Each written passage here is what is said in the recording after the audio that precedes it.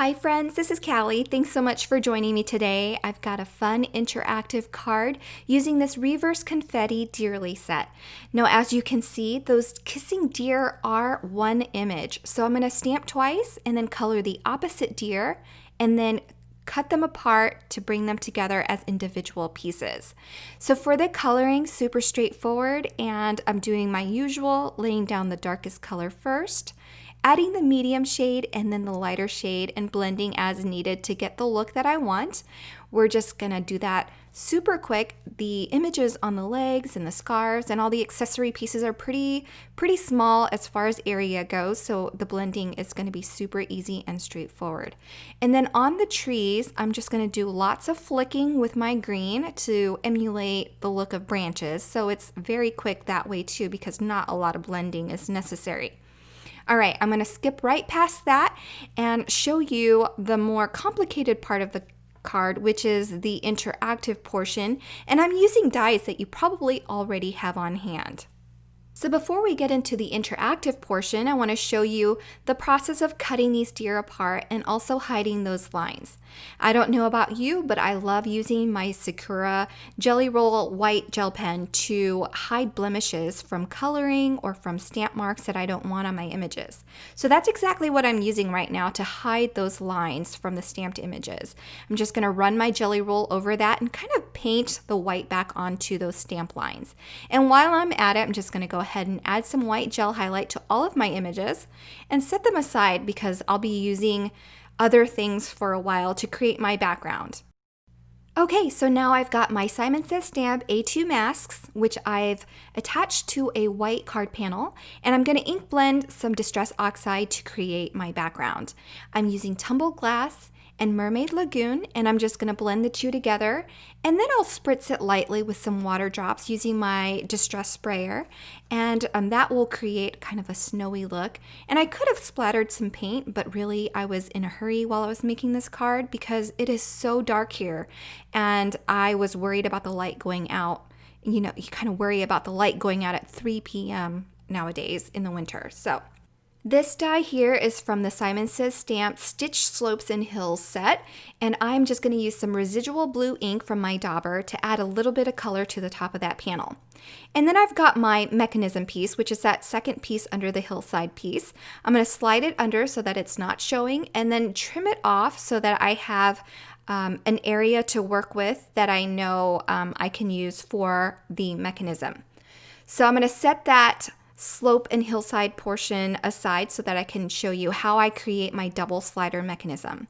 I've got that piece, and now I'm using the Sentiment Labels dies from Simon Says Stamp. And these are perfect for pull tabs and all of that jazz for interactive cards. So I just thought that would be a fun tip to share. I'm going to cut 2 notches using the larger die on the ends of this panel, and then use the smaller die to create my actual pull tab. All right, so I've got those pieces done, and I'm going to go ahead and pull out my MFT Interactive Labels stamp set so that I can stamp the word pull at the end of this pull tab. And then we can start putting together our interactive mechanism for this card. So to make the pull tab visible and hidden on the base without it sticking out, I'm just going to cut a little notch on that slope panel, and so that way we can see the word pull and be able to make it a little bit more user-friendly. All right, for the mechanism piece, you're gonna need a plastic bag of some sort. So I've got a Ziploc bag here that I'm just gonna cut down, and it's about maybe a 1/4 inch, between a 1/4 inch and 3/4 inch, just whatever will fit between the notches. So I'm gonna go ahead and run that around those 2 notches, which act as a belly band, and you can adhere that in place using some sticky double-sided adhesive tape. I'm using a Scor-Tape for this particular project throughout because I find it to be a very good adhesive for projects like this. You can use any double-sided adhesive that you have. So when you go and adhere this belly band onto this tabbed mechanism portion that you've done, make sure that it can slide back and forth really well and that it's not too tight. You want it to be able to slide freely but not too loose. Okay, and then we're gonna slide that adhesive portion all the way to the very end, and that is where we are gonna glue the pull tab to this piece. So it's gonna be glue on glue, if that makes sense. I'm going to use the grid marks on my mat to make sure that everything lines up well, and then I will test this tab out before I add foam adhesive to secure it to my background panel that we ink blended earlier. Okay, so I'm going to add foam adhesive to the bottom portion of the mechanism. For the top portion, we're only going to add adhesive to the right and left sides for security, but we don't want to block the actual mechanism. We're going to need to add some acetate strips that will help those deer slide together. So that's why we're not going to add adhesive to the top portion of that slider mechanism. Now, before we attach the mechanism, we need to attach one of those acetate tabs. So I'm adding some adhesive, and it's going to slide right behind the pull tab.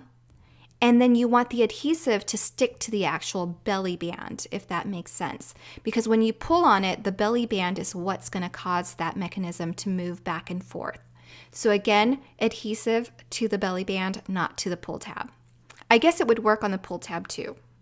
But as far as the other mechanism goes, that's going to be on top and that's going to go on the plastic. So adhere to the plastic. Okay, so I've got my pull tab mechanism here. We've got those two sliders going back and forth. Now we're going to add some more adhesive to make sure that there's plenty of room for that belly band to slide back and forth.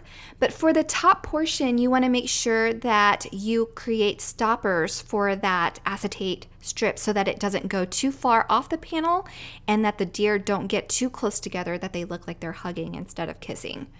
So I've added that, and now I'm going to go ahead and add some adhesive to the top of those strips and then adhere my deer to them. So now you can see they come apart and come together to kiss in the middle. And then last but not least, all I have to do is create my scene using the accessory images that I colored, which are those trees and the mistletoe at the top of my card. Once I add that together and have my scene put together, the last thing to do is to add my sentiment strip. To save some time, because I didn't want this video to be too long, I went ahead and embossed my sentiment off camera. And so now we've attached it to a card base and then our card is done. I hope you enjoyed this card. Thank you so much for stopping by and spending your time with me. I appreciate it. If you like this card, please give the video a thumbs up, and I hope to see you next time. Have a great day, everyone. Bye.